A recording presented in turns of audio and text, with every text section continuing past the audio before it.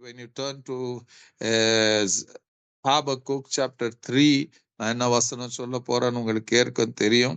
ஆமென். அதுல பாத்தீங்கன்னா 17ஆம் வசனத்துல இருந்து நீங்க படிச்சீங்கன்னா, the prophet sees a situation, ஒரு சூழ்நிலையை பார்க்கிறாரு.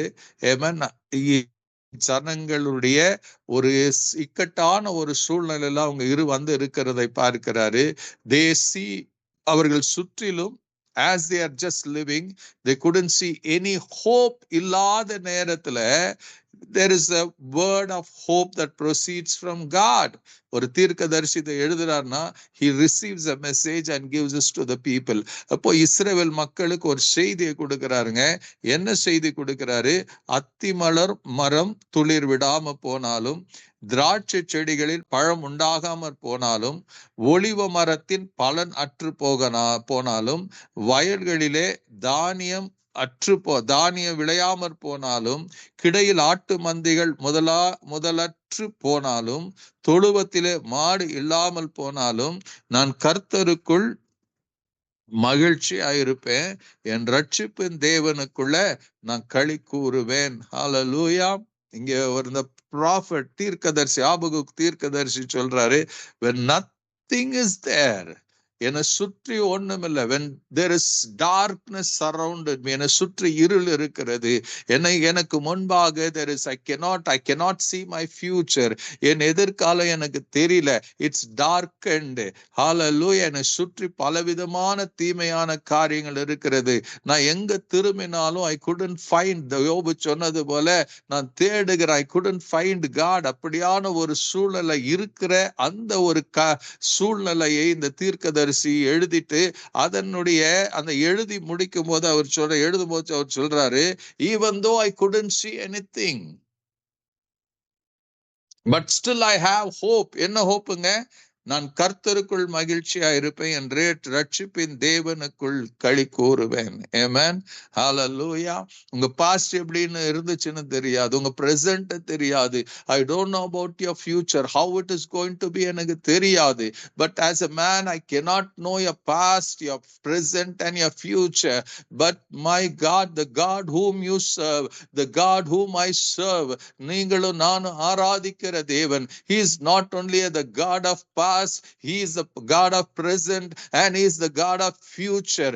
Amen. உங்களுடைய கடந்த கால தேவன் மாத்திரமல்ல, அவர் நிகழ்காலத்துக்கும் வருங்காலத்துக்கும் அவர் ஒருவரே தேவனாய் இருக்கிறார். Amen. Hallelujah. அந்த தேவன், he knows everything, he knows from the end, from the beginning to the end, அவருக்கு தெரியும். Hallelujah. He knows, he has already planned what to do, when to do and how to do, அவருக்கு தெரியும். Amen. நீங்களும் நானும் செய்ய வேண்டியது, when you are not seeing anything, God says now there is a hope. அந்த hope எப்படி வரனா, begin to praise God.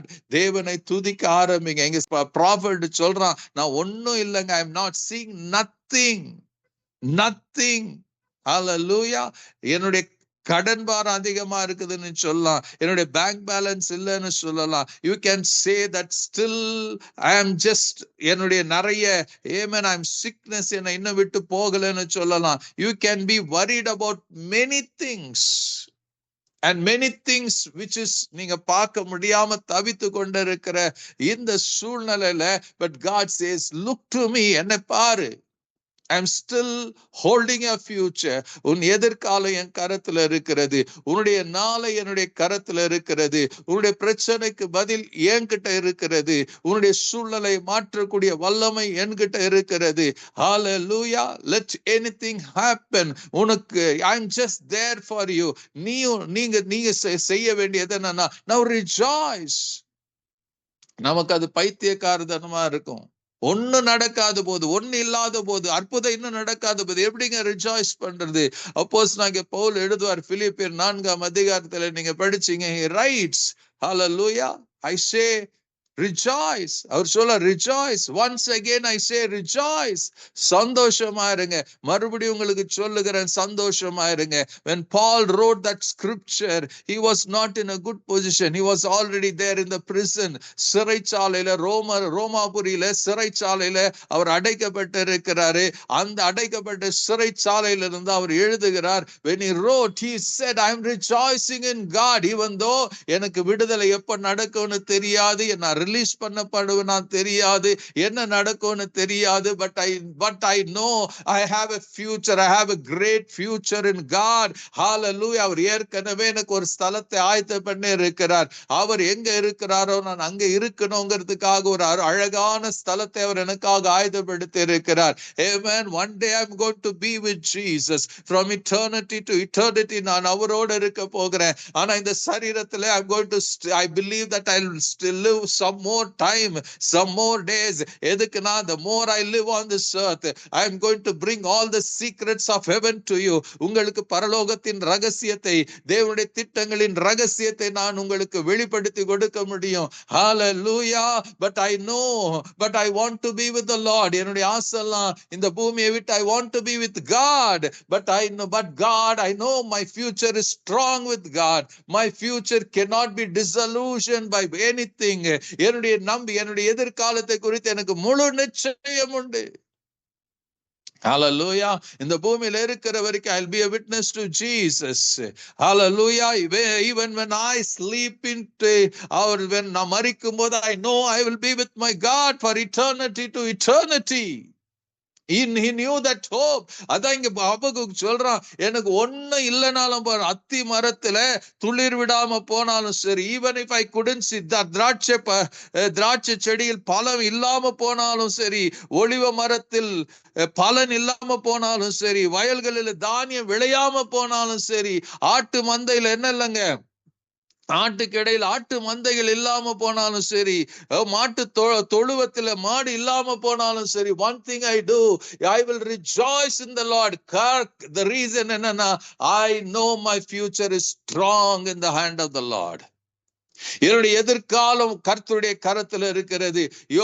பேதுரு சொன்னது போல 1 பேதுரு 5ஆம் அதிகாரத்தில் எழுதியிருக்கிறபடி அவர் உங்களை விசாரிக்கிறவர் ஆனபடினால் அவருடைய பலத்த கரத்துக்குள் அடங்குங்கள். Peter said so beautifully, hallelujah, he loves you, he cares about you, so better submit into the hand of God. He knows what to do, when to do and how to do. Hallelujah. உங்க முகத்தை வெட்கப்பட்டு போக விட மாட்டார். உங்க முகங்களை பிரகாசிக்க செய்கிறவருடைய கரத்துல நீங்க இருக்கிறீங்க. Don't worry about anything. Hallelujah. Hallelujah. So அதை சொல்லிட்டு 19ஆம் வசனத்துல தீர்க்கதரிசி சொல்லுகிற, ஆண்டவராகிய கர்த்தர் என் பலன், அவர் என் கால்களை மான் கால்களை போலாக்கி உயரமான ஸ்தலங்களில் என்னை நடக்க பண்ணுவார்.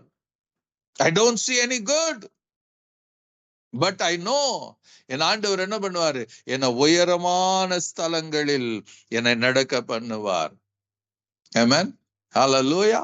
I'm not going to go under. என்னை நான் அப்படியே மூழ்கி போக போறதில்ல. பேதுரு நினைச்சாரு. Hallelujah. Peter saw, when he saw the wind and when he saw the sounds of the waves, அவருடைய பார்வை இயேசு பக்கம் திரும்பி அவர் தண்ணில மூழ்க ஆரம்பித்தார். He was just sinking. அந்த நேரத்தில் he just cried, Jesus. Bible சொல்லுது, உடனே இயேசு தன் கரத்தை நீட்டி அவனை தூக்கி நிறுத்தினாராம். எந்த தண்ணீருக்குள்ள அவன் மூழ்கி போனானோ அதே தண்ணீர் மேல அவனை நிற்க வைத்தாரு. நிற்க வைத்தது மாத்திரமல்ல, they both began to walk on the same water. கொஞ்ச நேரத்துக்கு முன்னாடி எந்த தண்ணீர்ல பேதுரு மூழ்கினானோ இப்போ அதே தண்ணீர் மேல பேதுரு நடக்க ஆரம்பித்தான். இயேசுவோட நடக்க ஆரம்பித்தான். எனக்கு என்ன தெரியுமா குட் நியூஸ், கர்த்தர் உங்க பட்சத்துல இருக்கிறபடினால you will walk upon your problems. உங்க சூழ்நிலைகளுக்குள்ள நீங்க மூழ்கி போக போறதில்ல. உங்க பிரச்சனையில நீங்க அமிழ்ந்து போக போறதில்ல. உங்க கண்ணீர்ல நீங்க அமிழ்ந்து போக போறதில்ல. மாறாக, hallelujah, you will walk in the strength of God. You will walk in the power of God. அவருடைய வலது கரத்தை பிடித்து உனக்கு நடக்க வைப்பார். Amen. Hallelujah. உன்னுடைய எல்லா சூழ்நிலை நடுவுல உன்னை மேன்மையாக உன்னை நடக்க வைப்பார். நீ வெட்கப்பட்டு போக மாட்ட. Hallelujah. அவர் உன் தலையை உயர்த்தி உன்னை கனப்படுத்துகிற அந்த கிருபை அவர்கிட்ட இருக்கிறது. Hallelujah. இதுக்கு ஒரே ஒரு காரியம் உங்களுக்கு வேணுங்க. Trust him. உங்க ஹோப்லெஸ்னஸ் சிச்சுவேஷன்ல still you have hope.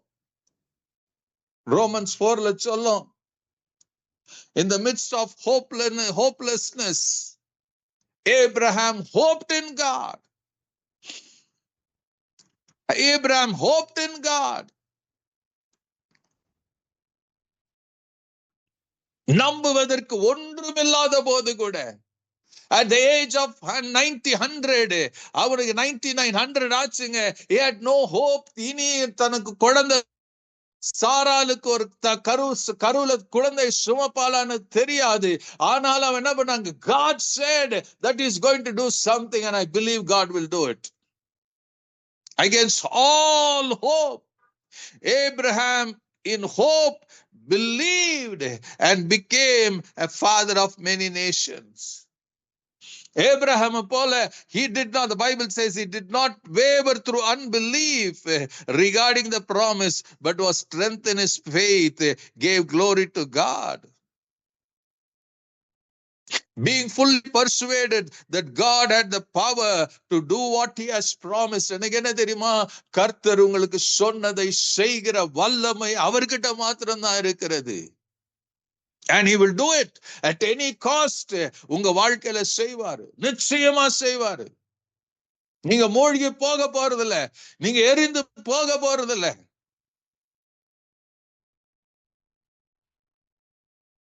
ஏன் தெரியுங்களா? God loves you. God loves you.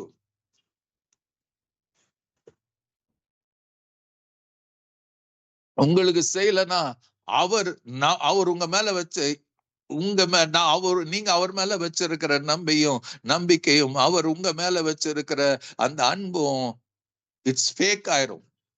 Amen. So God will say, because I have said my word, என் வார்த்தை நான் அனுப்பிட்டேன்ப்பா, I cannot change my word. I cannot change my word. ஏன்னா தேவன் பொய் சொல்ல மனுஷன் அல்ல, மனமாற மனுபுத்திரனும் அல்ல. When God says something, he will act according to his word. அவருடைய வார்த்தைகள் இன்றைக்கும் வானங்கள் நிலைத்திருக்கிறதுங்க. சங்கீதம் 119:89 படிச்சீங்கன்னா அவருடைய வசனம் இன்னைக்கும் வானங்கள்ல. every time you see the sky, every time you see the stars, it speak about the God. Hallelujah. சிருஷ்டி கர்த்தரை பேசுகிறது. இன்னைக்கும் it tells that my God, your God and my God is a promise keeping God. அவர் சொன்னதை செய்கிற தேவனா இருக்கிறார். Hallelujah. இன்னைக்கு உங்களுக்கு எனக்கு அதாங்க. இப்ப நீங்க இந்த இரவுல you are not seeing anything. ஒரு நல்ல எதிர்காலத்தை பார்க்க முடியாம இருக்கலாம். If you may be living, ஏதோ ஒரு பயத்துல வாழ்ந்து கொண்டு கண்ணீர்ல நீங்க மூழ்கி கொண்டு இருக்கலாம்.